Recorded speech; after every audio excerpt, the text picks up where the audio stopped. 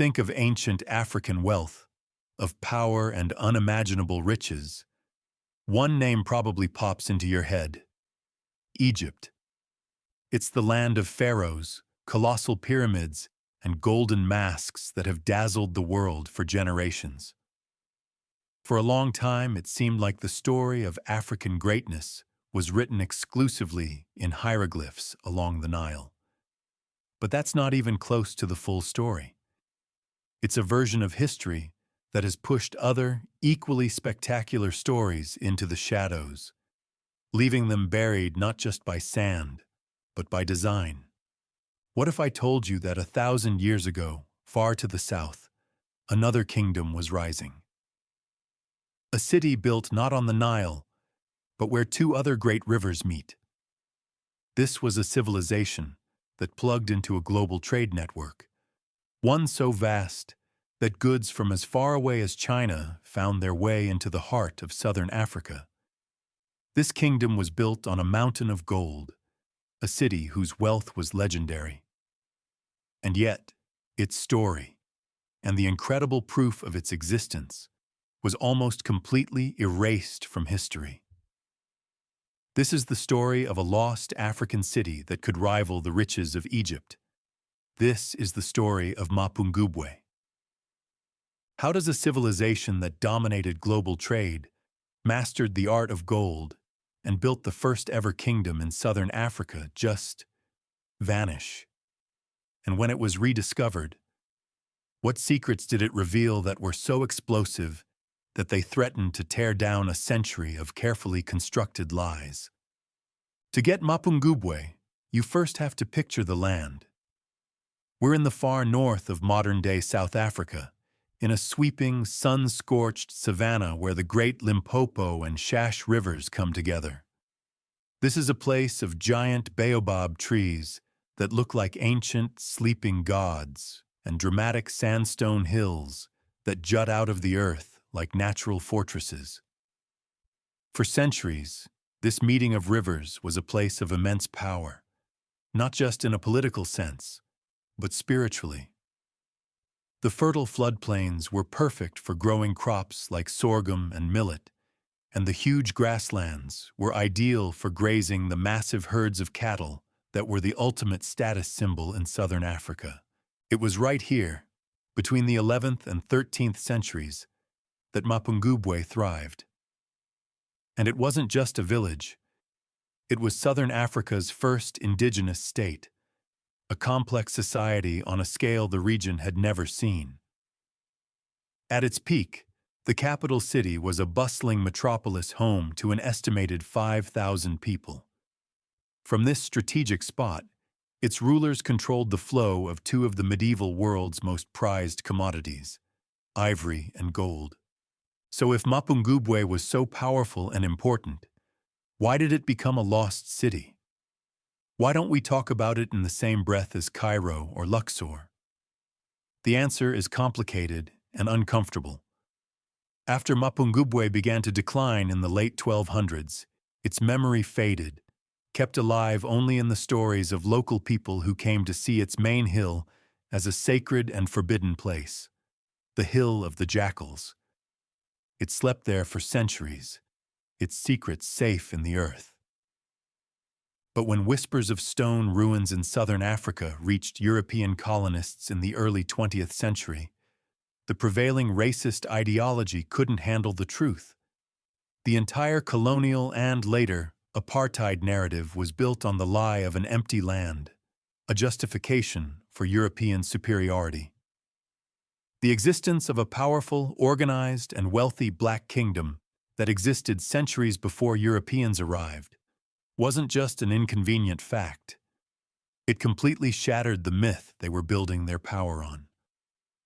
So, they came up with other ideas. Wild theories were floated that these incredible ruins were built by anyone but Africans, ancient Egyptians, Phoenicians, even the Queen of Sheba. Anything to avoid the obvious truth. This wasn't just ignorance. It was a deliberate campaign to suppress history. Mapungubwe was a problem. It proved that long before European ships rounded the Cape, a complex, class-based society was trading on a global scale and creating art of breathtaking skill. The story was buried, its artifacts were hidden away, and its significance was brushed aside. Mapungubwe became more than an archaeological site. It became a battleground for history itself. The kingdom wasn't just lost to time. It was actively hidden because its truth was too powerful. But history has a way of bubbling back to the surface, and in 1932, a chance discovery by a local prospector would kick off a process that would not only unearth a city of gold, but reclaim a lost piece of human history. The year is 1932. The world is reeling from the Great Depression, but in the remote Limpopo Valley, a different kind of gold rush is underway. A local farmer and prospector named E.S.J. Van Graan was fascinated by local legends of a sacred hill that no one was allowed to climb. It was known as a place of ancestors, of spirits, and of ancient hidden treasures. For years, the path to the top was a closely guarded secret, but Van Graan and his son were persistent. Finally, a local man, after much persuading, pointed them toward the hidden footholds carved into the sheer cliffs of the flat-topped hill called Mapungubwe. The climb was treacherous, the footholds worn down by centuries of time. When Van Graan and his group pulled themselves over the final ledge, they stepped into a world that had been cut off for centuries.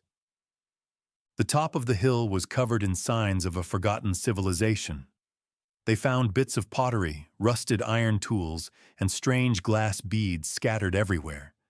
It was obvious people had once lived here, protected by the 30-meter-high cliffs. But the real shock was yet to come. As they explored the summit, they found what looked like graves, and in one of them, the earth was holding a secret of unbelievable value. Brushing away the soil, they started to uncover objects made of pure gold. There were bangles, beads, and tiny golden tacks. And then, there it was. Small enough to fit in the palm of a hand, but heavy with history. A figurine of a rhinoceros, beautifully crafted from gold foil wrapped around a wooden core. Next to it lay a golden scepter, a golden bowl, and other symbols of incredible power. All told, they had found over 2 kilograms of gold artifacts in just one grave. Jerry Van Graan, the prospector's son, was a university student and knew this was bigger than treasure. This was history. He convinced his father to report the find, and soon the University of Pretoria sent a team of archaeologists, with official excavations starting in 1933. The news of the Golden Rhino should have been a sensation, but it created a huge headache for the white minority government. Here was undeniable proof of a sophisticated civilization that had mastered metallurgy and gathered immense wealth long before a single European set foot in the region. The artifacts were a direct contradiction to the colonial narrative. That little rhino was more than just a beautiful object. It was a symbol. The rhinoceros represents power and leadership, and gold is the timeless symbol of wealth and authority. Fusing the two spoke of a kingdom with a deep understanding of art, power, and symbolism. For decades, the full story of Mapungubwe was kept quiet. The artifacts were tucked away at the University of Pretoria, studied by a few academics but hidden from public view. It was as if the kingdom, once unearthed, was being buried all over again. This time under a blanket of political censorship. But you can't silence a golden rhino forever. It was an 800-year-old witness that refused to be ignored. That discovery in 1932 was the first crack in a wall of historical denial. It started the long, slow process of piecing together the story of the people who lived on that hill and the massive interconnected world they were a part of. The Golden Rhino wasn't just a relic. It was the key that would unlock a forgotten history and, in doing so, help reshape the identity of an entire nation. The Golden Rhino was just the tip of the iceberg. As archaeologists spent decades excavating Mapungubwe Hill, a stunning picture emerged of a complex and powerful society. This wasn't some simple settlement. This was a highly organized, socially stratified, and booming kingdom, the first of its kind in southern Africa. At the heart of it all was a revolutionary idea for the region: a clear social hierarchy. Think of the city's layout as a literal power map, written on the landscape itself. At the very top of the 30-meter-high hill, completely separate from everyone else, lived the king and his royal court. This was the kingdom's command center. The king wasn't just a political leader. He was a sacred figure, a spiritual go-between whose isolation only added to his authority. He was seen as the keeper of the kingdom's most precious resource: rain. In a dry landscape, the power to make rain was the power of life and death, tying his spiritual duty directly to his people's survival. To live on the hill meant you were elite. The royal graves, like the one with the Golden Rhino, were only found on this summit. The dead were buried in a seated position, a sign of royalty, and surrounded by symbols of their status: gold ornaments, copper bangles, and imported glass beads. Meanwhile, the other 5,000 or so residents lived down in the valley below. This physical separation was a powerful and deliberate statement of a class-based society, the first we see in southern Africa. So what paid for all this? The answer lies in Mapungubwe's strategic control over two of the medieval world's hottest commodities: ivory and gold. The kingdom was perfectly placed at a crossroads of ancient trade routes, acting as a funnel for resources from the African interior. From there, goods were sent to Swahili coast cities like Kilwa, a bustling port in modern-day Tanzania, and entered the vast Indian Ocean trade network. This wasn't just local barter. This was 13th-century globalization. Ivory and gold from Mapungubwe traveled on dhows across the sea, reaching Arabia, Persia, India, and even connecting to trade from China. In return, exotic goods from around the world flowed back. Archaeologists at Mapungubwe have dug up a treasure trove of foreign items that prove this global exchange. They've found delicate Chinese porcelain from the Song dynasty, beautiful glass beads from India and Egypt, and Eastern cotton. Just imagine, 1,000 years ago, deep in the African interior, a king might have sipped from a cup made in China, while his court wore jewelry made from beads that had crossed an entire ocean. This trade brought incredible wealth to Mapungubwe's elite. Gold, especially, became the ultimate symbol of power. This is where we see the first evidence in southern Africa of gold being used to create objects of power, not just as a currency for trade. And the kingdom's artisans were remarkably skilled. They didn't just melt gold, they created intricate objects of stunning beauty. The Golden Rhino, the scepter, the bowls, these were masterpieces. But the kingdom didn't just run on foreign trade.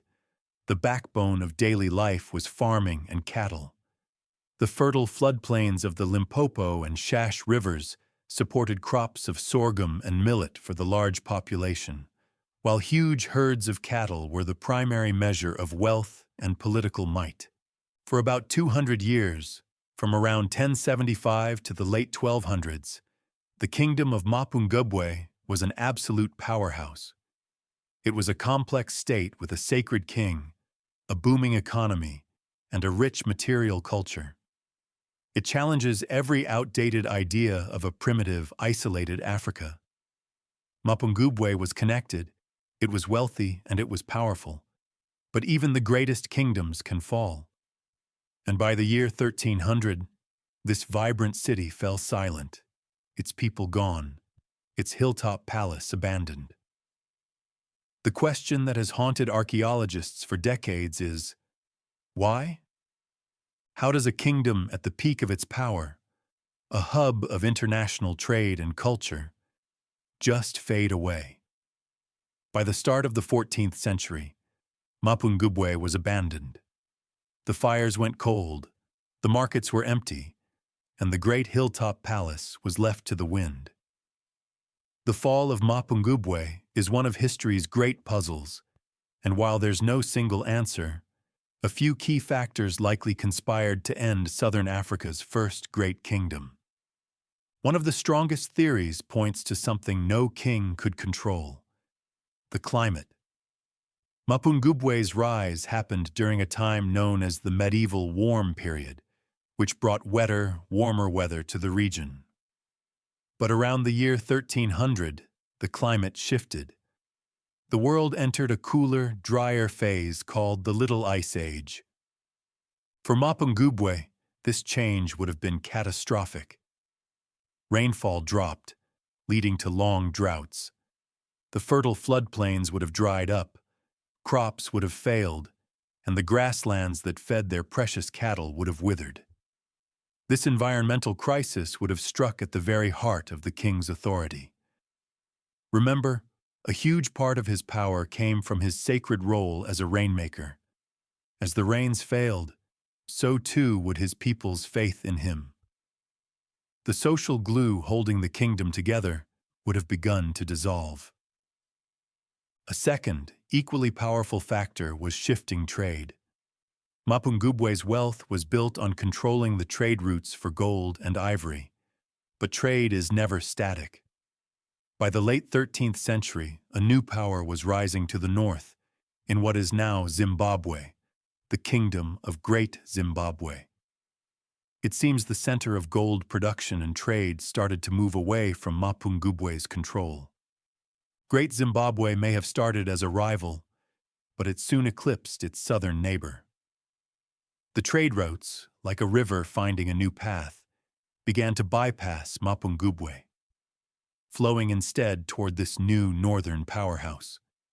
As the flow of gold, ivory, and luxury goods dried up, so did the wealth and prestige of Mapungubwe's rulers. Internal pressures were likely also at play. A society with a small, super-rich elite hoarding all the wealth could have created serious social tension. A crisis like a famine or an economic crash could have easily sparked political instability. On top of that, 2 centuries of intensive farming and grazing by thousands of people may have simply exhausted the land. Faced with a changing climate, failing crops, dwindling trade, and a powerful new rival, the people of Mapungubwe did the only logical thing: they left. The abandonment probably wasn't a single dramatic event, but a gradual migration over decades. Families likely packed up and moved in search of better land and new opportunities, perhaps moving north toward the rising influence of Great Zimbabwe. By the early 1300s, the great experiment of Mapungubwe was over. The kingdom that was once the most powerful in the subcontinent was left silent, a testament to its former glory. Its fall paved the way for its successor, Great Zimbabwe, which would build an even larger empire. The story of Mapungubwe became a memory, its capital a sacred and abandoned place, leaving behind a captivating mystery for us to solve. The silence that fell over Mapungubwe Hill lasted for more than 600 years, and when its story was finally rediscovered in the 20th century, it was met with another kind of silence, the deliberate hush of a colonial government that refused to accept its existence. For decades, the history of Mapungubwe was ignored, its artifacts locked away. But you can't keep the truth buried forever. With the end of apartheid, a new South Africa was ready to reclaim its past. Mapungubwe was no longer an inconvenient truth. It became a powerful symbol of a deep and proud African heritage. In 2003, this reclamation got the world's attention when the Mapungubwe cultural landscape was declared a UNESCO World Heritage Site. This was more than a title. It was a global acknowledgement that Southern Africa's first kingdom was a place of outstanding universal value. Today, Mapungubwe's treasures are celebrated. The South African government created the Order of Mapungubwe, the nation's highest honor, with the Golden Rhino at its heart. The very first person to receive its highest class, platinum, was Nelson Mandela, a powerful act that connected the ancient kingdom's legacy of African greatness with the promise of a new, democratic future. The story of Mapungubwe teaches us that Africa's history isn't a single story. It's a rich and complex tapestry of powerful kingdoms, vast trade networks, and sophisticated cultures that stretched across the entire continent. It proves that while Europe was navigating its dark ages, a kingdom in southern Africa was creating masterpieces in gold and part of a trade network connected to China. The legacy of Mapungubwe is a profound rewriting of the history books. It dismantles the colonial myths of an empty, primitive land and replaces them with a true story of innovation, connection, and power. It shows us a society that adapted to its environment, built a complex social structure, and engaged with the world on its own terms. Its fall is also a cautionary tale, a reminder of how fragile civilizations can be in the face of climate change and shifting economies, a lesson that feels startlingly relevant today. That golden rhinoceros is so much more than a beautiful object. It is proof. It's proof of a sophisticated African past that was rich, powerful, and deeply connected to the wider world. It is a symbol of resilience, not just of the animal, but of a history that survived being lost for centuries and suppressed for decades to finally take its rightful place in the grand story of humanity. The story of Mapungubwe is a powerful reminder that so much of our shared past is still out there, waiting to be found. What do you think is the most incredible part of this story? Let us know in the comments. And if you believe there are more lost histories that need to be told, subscribe and join us on our next journey of discovery.